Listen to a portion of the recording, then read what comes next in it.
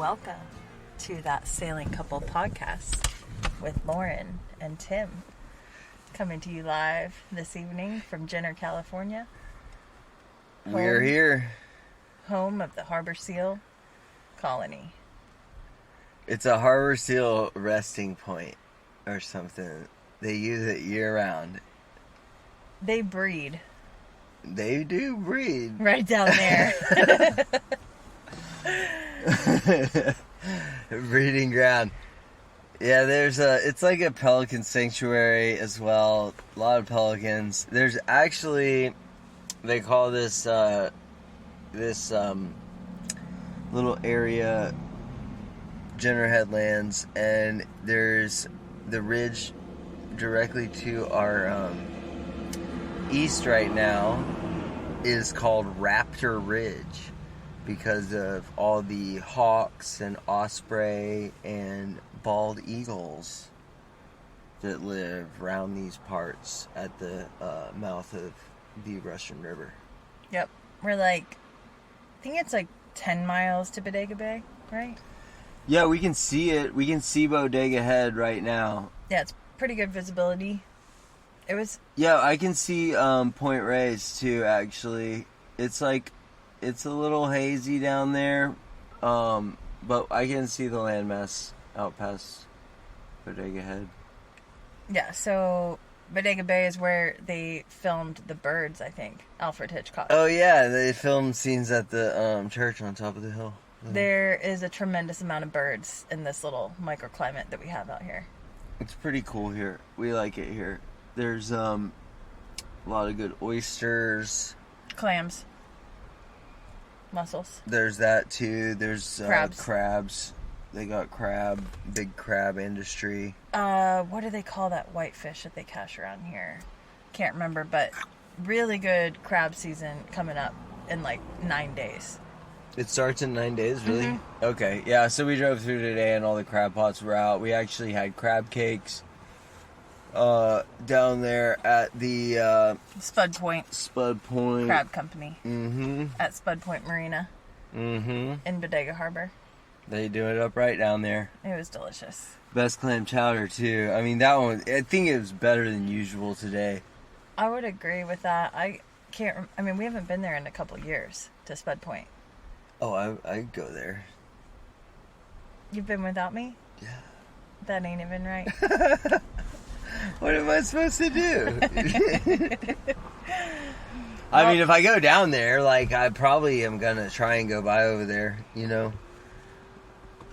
The other spot's good, too. Yeah, the other spot down there is called Ginochio's. Yeah, and it's a dude, he just a good, I'd say, barbecue connoisseur, kind of good old boy type. Yeah, their crab sandwich is better than the crab sandwich at Spud Point. It is. It's really simple. He does, a buttered, white toast and, homemade sauce and, These crab cakes. It's just it's crab and butter and mayonnaise. At Spud Point Marina, though. It's so good. People line up, around the corner, down the street. Right. But Ginochio's, he's, a little more versatile. He's got the, he does the barbecue, the brisket.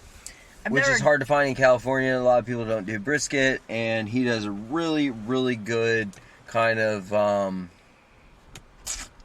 what kind of barbecue style would you say? North Carolina. Yeah, it's North Carolina. Mm-hmm. Yeah, but Spud Point today, I've never had the crab cakes before today. Have you? Yeah. I've never had the crab cakes Really? before. Yeah, it's usually a really long wait, and we didn't have to wait that long today, so that was a bonus. We got there. And then they sell out of the crab cakes if you don't get there at the right time. It's usually, they start them at about 1, and they're usually done by about 3 to 4. If the line goes down the block, then they're probably gonna be done in an hour. Mm-hmm. It happens quick. Exactly. It's cool though. They do a super high turnover. It's like a family. Same little red-haired lady. Been there for years, and vertically integrated. Her husband owns. They got the crab boats. Yeah, they own a few boats. They haul boats. that shit in. They put it on the menu. Yup. And they rake in the money. They're doing it. But those crab cakes were seriously some of the best. Well, they were the Right, best crab and you can cakes buy I've ever salmon had. right off the dock across the street. Like, they have, there's like 3 restaurants right there, and I mean, yeah, it's pretty fucking solid right there. So we're out here watching the waves roll in. This is our sunset spot. We come here to think and clear our minds, and yeah, that's what we've been down here doing. And so this, we just decided to hit record tonight. Yeah, so we're like 8 days away from taking our ASA 101, 103, and 104. Does anybody know what the fuck is ASA 102? I don't even know if it's a thing. Yeah, like, I've heard of ASA 101, 103, and 104, but what is ASA 102? Let us know. I don't think so. There's also, we know there's like 105 and 106 and 114. Is celestial navigation. Okay. 106 is advanced coastal cruising that includes sailing overnight. And 114 is catamarans. Boo.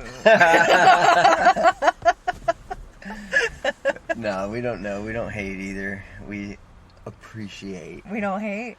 I'll go crew on someone's catamaran. I don't give no fucks. That's true. But we do hate on a lot of things. We do, actually. Just to clarify. Yeah, and the less we know about something, the more likely we are to just make a rash judgment and hate the fuck out of it. I would definitely classify us as haters. I would say Lauren's right. Yeah, but that's all right, you know. We accept that about ourselves. And we're lovers, too. But we're realists, so. It's all about balance, so, like, that's why I'm such a hater, is because I'm such a lover. Exactly. We just keep it real. So we're here studying for our ASA classes, and Tim definitely has more sailing knowledge than myself, but I know I'll never live it down if I don't. It's all good. I mean, I've studied before, you know what I mean? So, it's like... I will be outscoring you on the test, and we both know that's true. I don't test well. I get confused easily. I also get distracted, and I have zero self-confidence. Yeah. So, if I don't outscore Tim on the test, then I'll never hear the end of it. It's okay. I really hope she does. I really want Lauren to just feel like she can do this and own it. And, like, I mean, I want her to feel like she has as much, you know, invested in this and as much responsibility and liability that I have. You know, I don't want her to rely on me. Like, I want us to be a team. You know, I want, like, it's a collaborative effort. And, like, a mutual dream that we're, like, realizing together, so. Yeah. Own that shit, lady. Wag me. Wag me. So, we're learning the fundamentals. We're using the San Diego Sailing Academy. The San Diego Sailing Academy is going to be discontinuing their course offerings, like, basically They're sailing right after courses. They're sailing courses, yeah. They're going to do power boating still. Yep, there's the San Diego Power Boating Academy and the San Diego Sailing Academy, owned by the same guys. I think one of the guys is going to move on to kind of semi-retirement type of situation, and the other guy is going to stay on and continue running the San Diego Power Boating Academy, but discontinue the Sailing Academy courses. So our course is going to be one of the last ones that they offer after something like 35 years of doing the coursework down there in the San Diego Bay.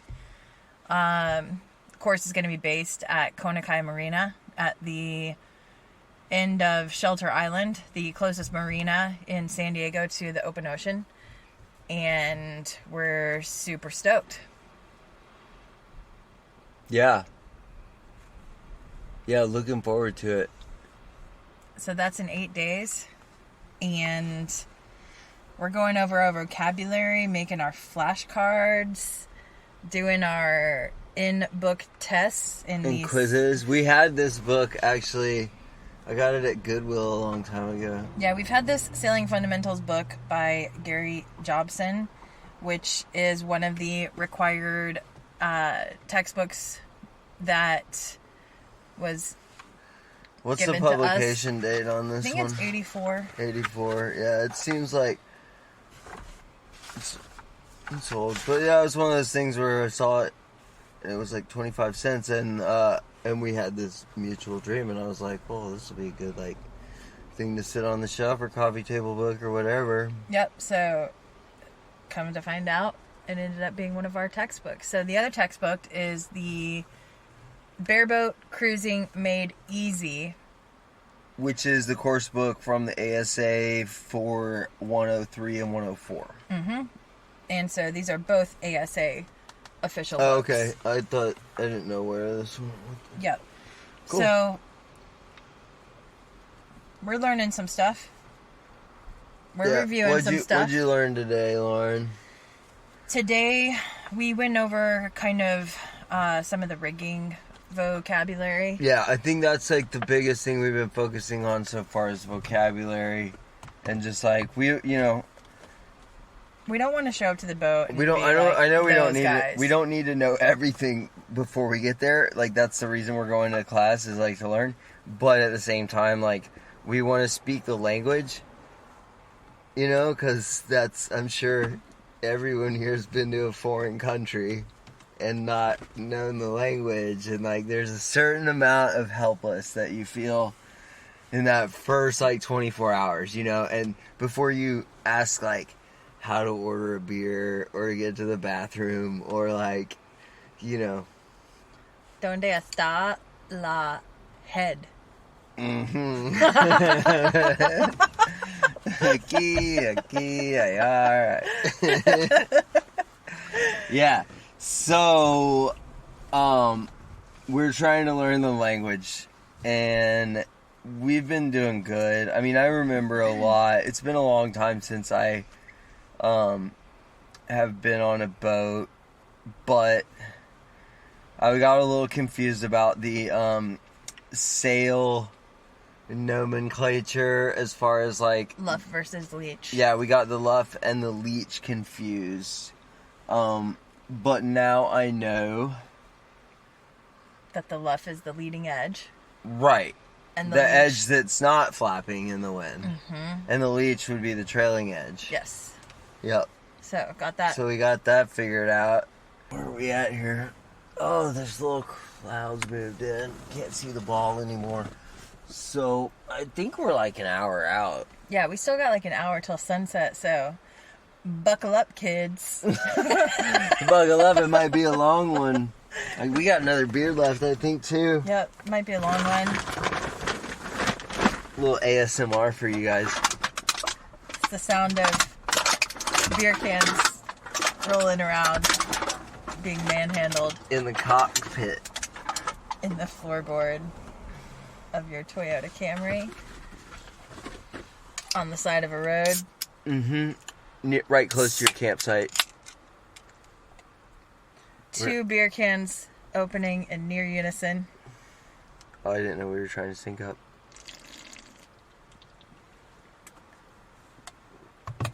Thanks for coming to the ASMR segment. Lauren had the hiccups earlier when we tried to start this thing. Yeah. And it was pretty funny, but that would be good for the ASMR. Oh, yeah. Am I saying that right? I think so. Yeah. We were talking about what we're going to pack when we go down to San Diego. Did I send you this photo of the railroad tracks for IG? Yeah. Did you put that on the gram? Not yet. We're not in service. It's very artistic. It is very artistic. They're pretty crazy. I don't know. I think they got exposed in the last flood. Like, there was like a train car over there too. Like one of those like hand cars. Mm-hmm. We got to do some research about that railroad. I mean, I imagine it. Yeah, we definitely should. I imagine it went down the coast a ways. Mm-hmm. I know they used to load schooners up They harvested timber up here, and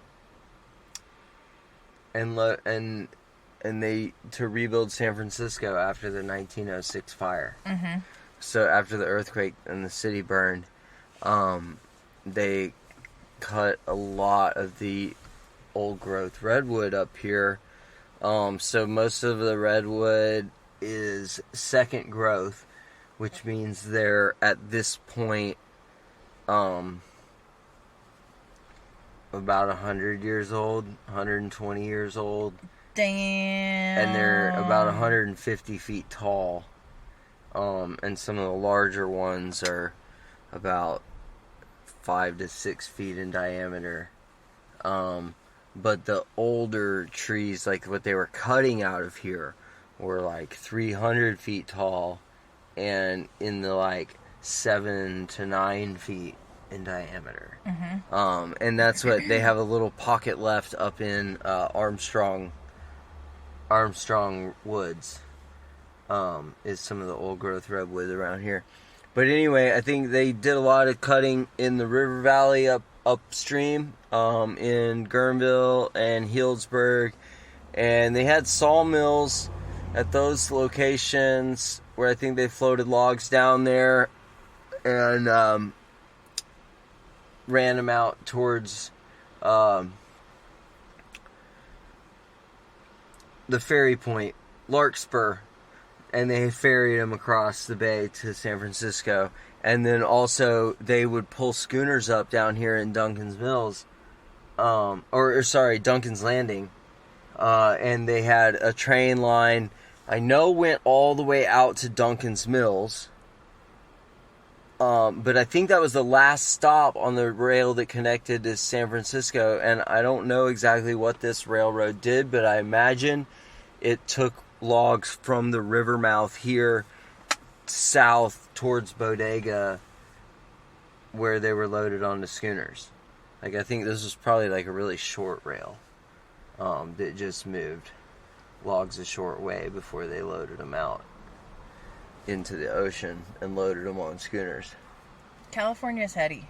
It's pretty crazy, man. Like, and those sailors back then that were like pulling schooners into these tiny little coves. Like, I mean, some of the anchor points out on the head at Bodega Harbor, Fort Bragg and Mendocino. Like the town of Mendocino, if you go out on the trails right there that go out onto the head that protects like that little cove, there's a small anchorage there, and there's some huge like old tackle, bolted into the rock up on top of the cliff, where they tied these big old 150-foot schooners, 80-foot schooners. Yeah, it's pretty nuts, man. Those dudes had some serious balls pulling those wooden ships into these tiny little coves, and they're like... It's rugged out here. It is really rugged, man. Super rugged. It is really rugged. So I used to work at the restaurant just right around the corner up there from where we're perched here at the moment. And I remember when old Royce was washing the dishes, and he is a waterman. He's a Jenner native. Lived here all his life, I do believe, and he knows the water, the area very well.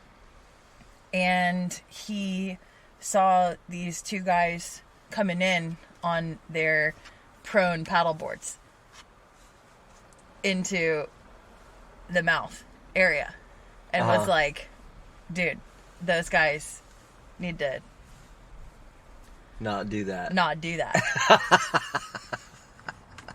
But they kept on paddling like, past the mouth. Into the mouth? Or they were paddling past the mouth, but he saw them, and it was a day where, like, you definitely should not be out paddling, right?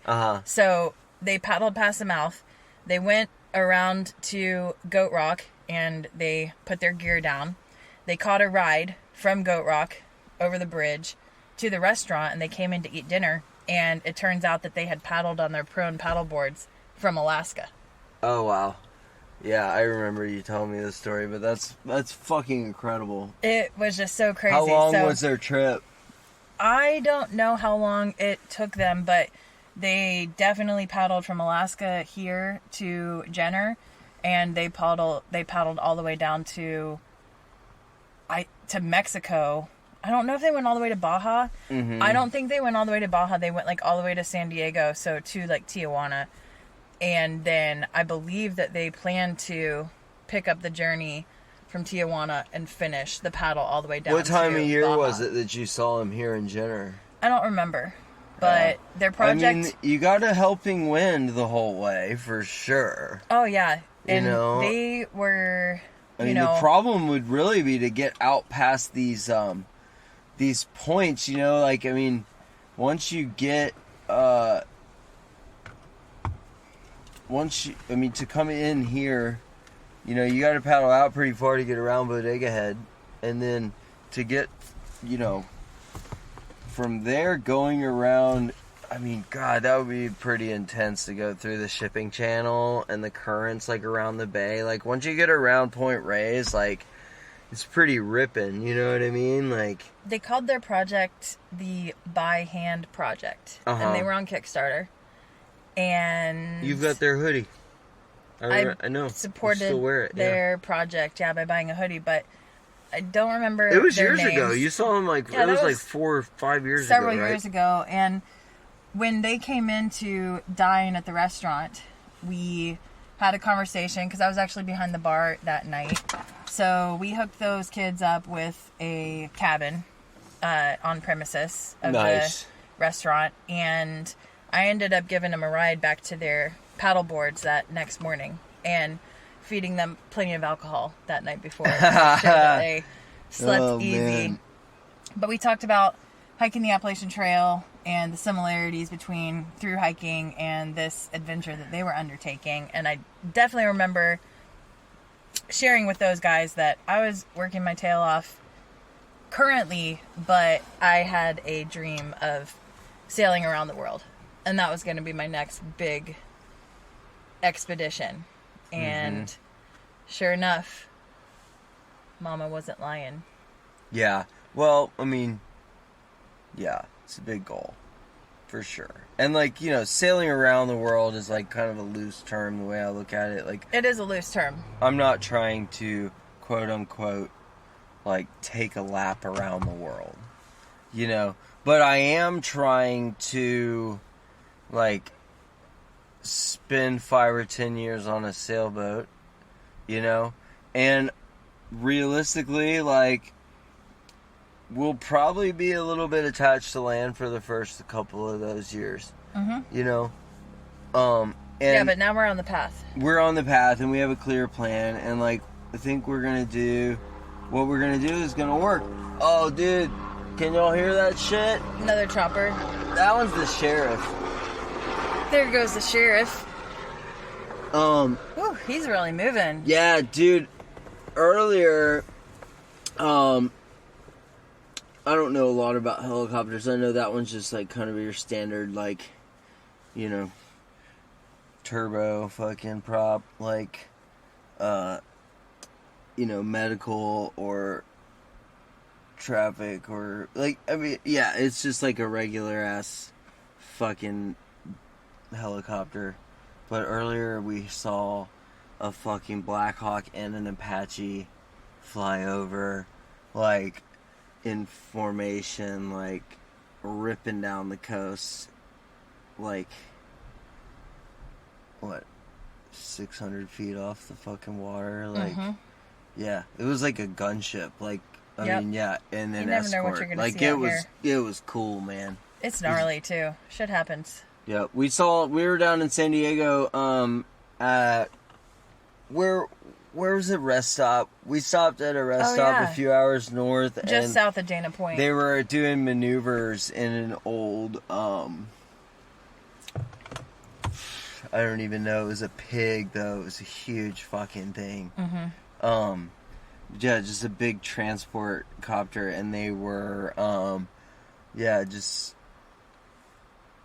they were making like a big downwind run and then turning upwind and landing in this field, and it was like the same maneuver repeated, and then they take off and move upwind and then turn downwind and rip down the coast, and then they go out over the ocean, gain elevation, and head back north, and then do the same maneuver again and land in the same field next to the rest stop.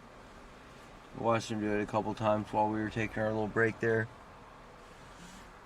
It's pretty cool. I like to do that. One day I stopped on the Highway 5. I was like driving all day, and I saw there was a crop duster flying a helicopter. You said crop dust. Yeah, he was crop dusting.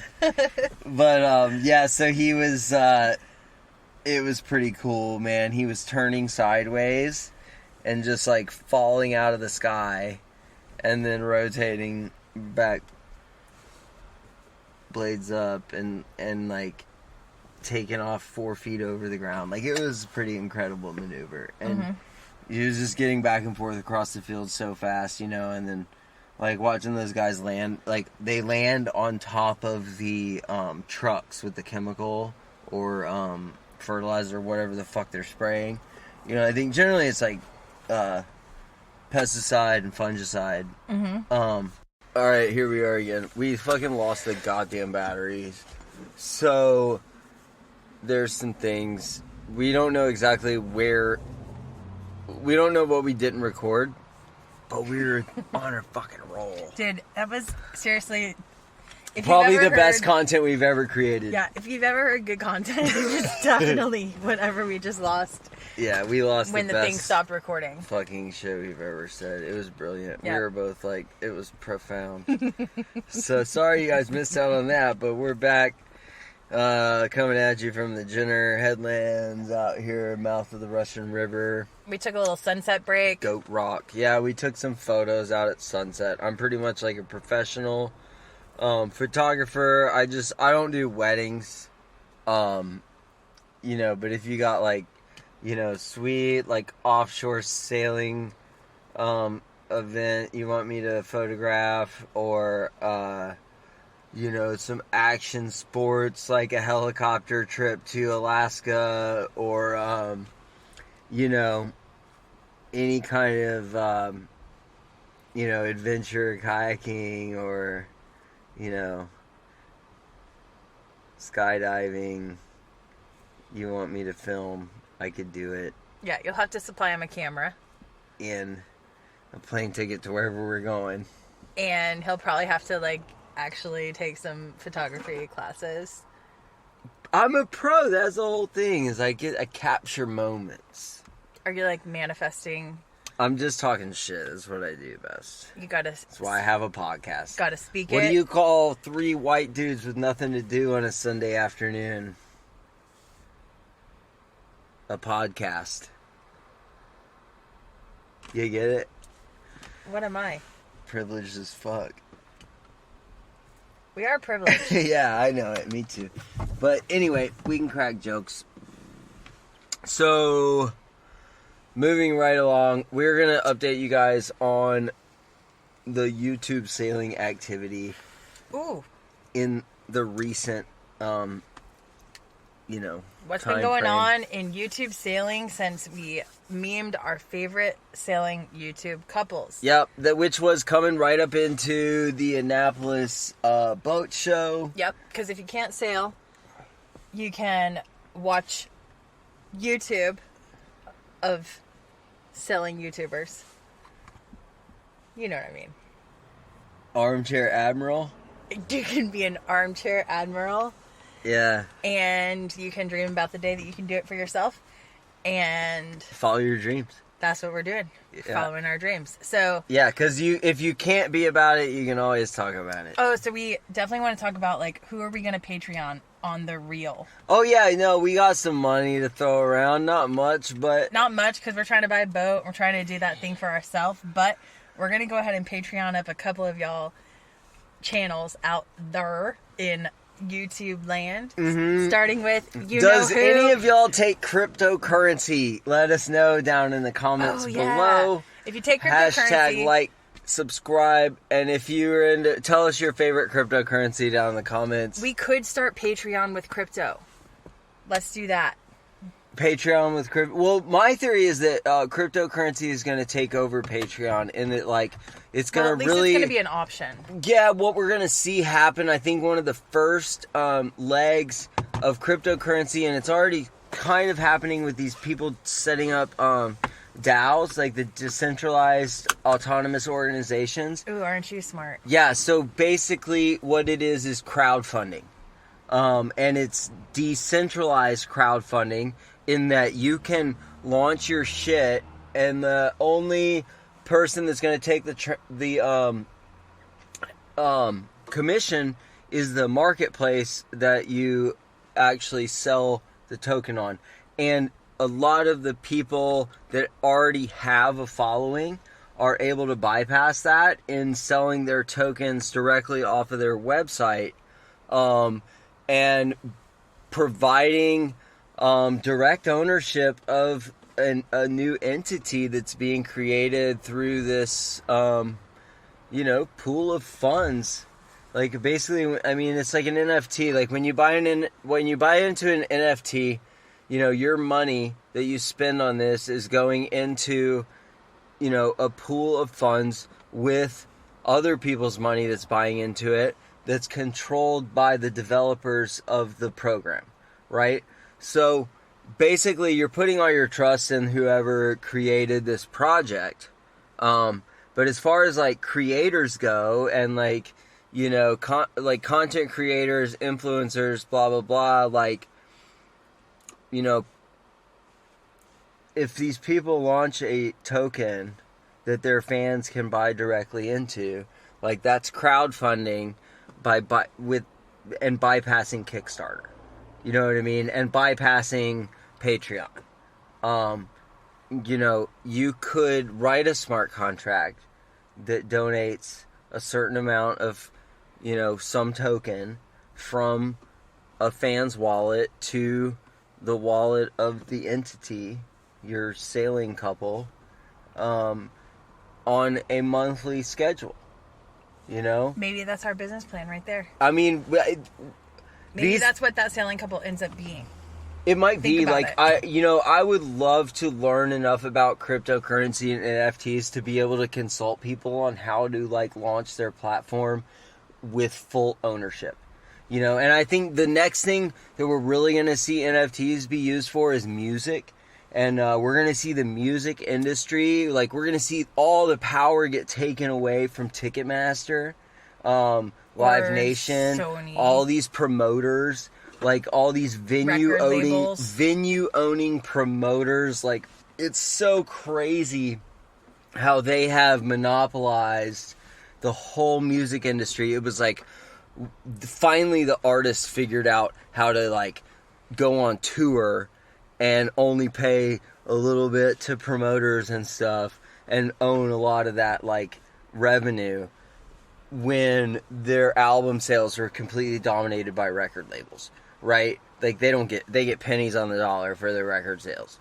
And they finally figured out how to tour, and then Ticketmaster buys Live Nation, and now Ticketmaster is the ticketing broker, the promoter, the venue owner, like they're everything. So they get, 4 pieces of the pie, where the artist is stuck with, whatever's left over, after they pay their roadies and shit. Like they don't have nothing left over. So anyway, this whole anything you can do that's decentralized and keep, the fucking corporate overlords from taking their too many pieces of your pie that you're baking with your goddamn sweat equity and shit. And also sugar and spice. Oh my god, man, so much spice. Anyway.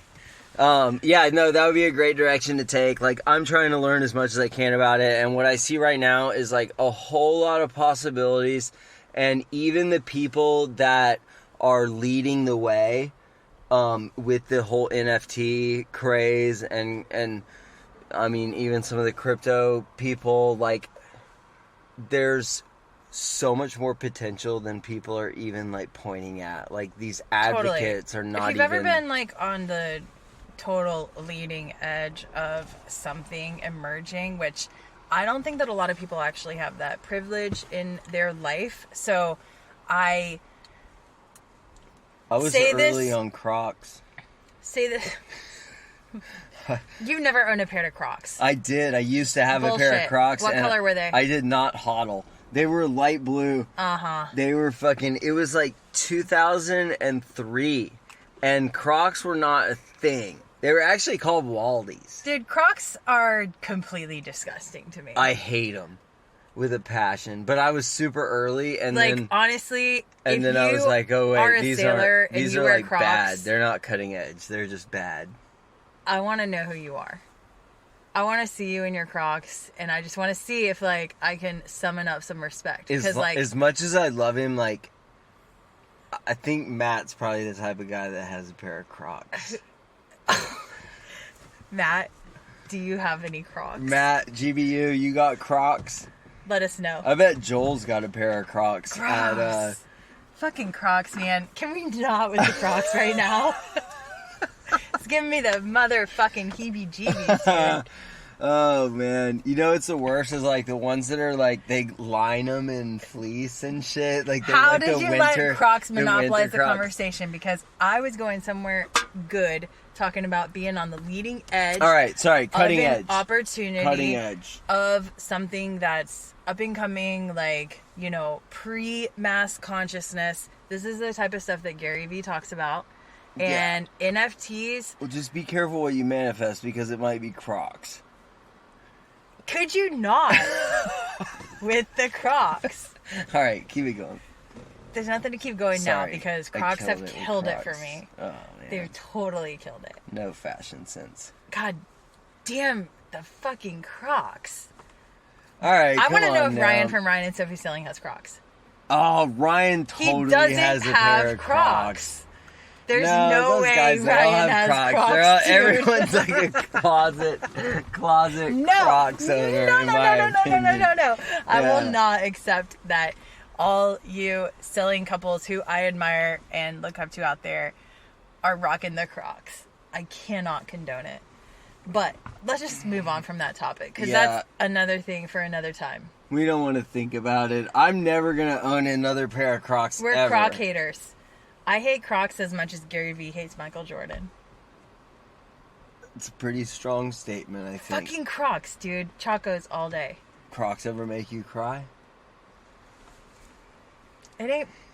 It is personal between me and Crocs. I'm not even gonna lie. All right. It's fucking personal. So fuck the Crocs. Yeah. We're anti-Crocs over here. We do like our Chacos. And, you know, I like Tevas too. Is it Teva or Teva? Is it Teva or Teva? Tell us in the comments. It depends which way your water swirls down the toilet, I think. Which side of the equator are you on? Uh-huh. Which way do your flotas Teva or sink? Do your Tevas float or sink? Tevas or Tevas. Tevas or Tevas. Do they float or sink? It's a question. So with the NFTs on the reel, with the sailing couples and the YouTube and the Patreon and the crowdfunding and the DAOs, there's so much opportunity to not have to rely on third party, outsource, corporate, whomever it may be, to utilize the internet and the revolutionary power of connectivity that we have available at our fingertips in our smartphone to be able to create content, reach an audience, and if you're so inclined, monetize. Yeah, totally. I mean, and that's what everybody's trying to do, right? Is like, I don't think it shouldn't be a shamed thing to talk about. Totally. Like, it's okay. You know, that's, we've definitely talked about, you know, it's like we're trying to make a transition in our lives from being content consumers to content creators. I think there's people out there that have done it, like, super, you know, beautifully, and also it's about creating value, you know, and if you can create value, then you can create, it's like an effect, you know what I mean? And you can create these feedback loops, you know, and if you create a strong enough feedback loop, it turns into a fucking vacuum, you know? And like, yeah, people have, you know, done really well by just creating value and being honest, you know? And, unassumingly. That was the word that I was looking for. Unassumingly. Yeah. You know, the people that do it really well are people that are doing it and they don't even know that they are doing it, right?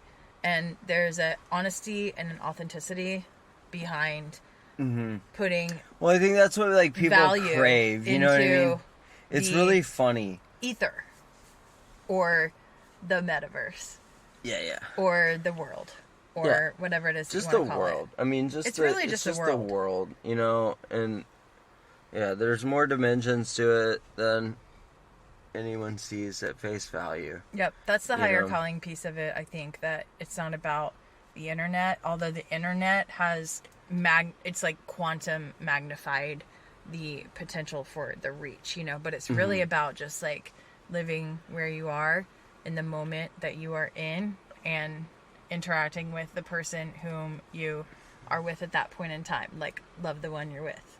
And let that act of kindness or presence or empathy be true in that moment, and then magnify out. Yeah, I mean, it's just communication. Like, the internet's just communication. Like, you know, it's the same thing as a cave drawing or, like, the first time someone grunted. Like, it's just that the internet, you have, like, a bigger reach than, like, you know, you or me sitting here in this car, or, like, a group of friends sitting around a campfire, or, like, one guy with a microphone at, like, a conference giving a keynote.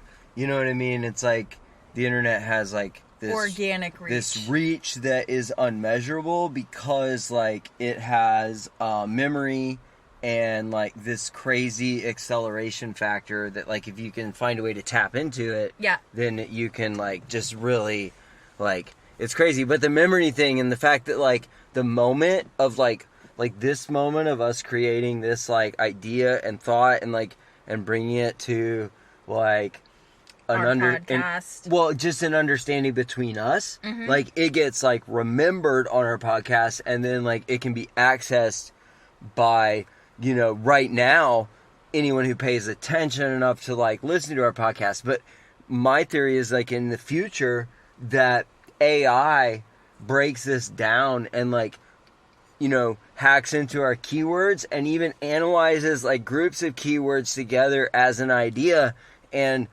separates that idea into an accessible, like, you know, database or whatever. So it's the element of decentralization too, I think, that really puts the power behind virality, right? Like, when something goes viral or when something has true authenticity. Well, that's like the whole idea of America is decentralization. Like, we were created at a time when, like, the Catholic Church and kingdoms had way too much power. And, like, you know, the idea of America was this, like, kind of decentralized, like, collection of geographical ideas represented in, like, a main body that was ruled by, like, democratic delegation, right? Like, it wasn't, like, reliant on one person's, like, thought or ideas. It was more of, like, a collective kind of, you know, may the best idea win, right? Okay. Decentralization. Like, I mean, that it was a point when everything was over-centralized into kingdoms and, like, this giant, like, governing Catholic Church, like the winner of the Crusades. Like, you get what I'm saying? I think so. Like, this genocidal, like, authority of, like, you know, the way culture developed for hundreds of years. Like, and America was, you know, a land that was fought by the greatest idealist of all those winning kingdoms, right? Like French, Spanish, British, like all they fought over the New World, and the winner was like this new creation of like this new idea of government. Okay. Which was more decentralized than like the previous form. So it's like we're continuing down this path that we've been on since feudalism, of like the working class owning more and more of the opportunity and means of production. Mm-hmm. And the internet definitely offers that. Oh, access. It accelerates it greatly. I mean, look at like Totally. Robinhood, like look at all the like Wall Street bets, like all the fucking this whole, decentralized stock shit is like the idea that like the common people collectively can outperform the greatest like hedge funds. Like, it's crazy, dude. It's fucking crazy. We're tearing apart like these ideas that have been set for hundreds of years. Which is like what you're saying in this conversation is like kind of about like democracy in general, and how democracy kind of challenged it's all about communication or monarchy. So chew on that. I mean, I'm giving you nuggets of Gristle. This guy. You're gonna chew on that for a while. That's nasty. You'll never digest it. Oh, for heaven's sake. Straight cartilage. Chewy as fuck. Well, have you had enough from that sailing couple this evening? Oh, man. We'll edit this down to... It'll be like 15 minutes. And it's also going to be so full of so much gristle. And immortalized on the internet forever. So you can access this moment. Chomp chomp, motherfuckers. Oh, man. All right. Thanks for listening. I'm Tim. I'm Lauren. Hobo Lauren. We are That Sailing Couple. Oh, get your freak on. Looks like another all-nighter when the sky begins to glow. 'Cause when you're hanging with the riders, one more tumble down that white rabbit's hole, and that's just life.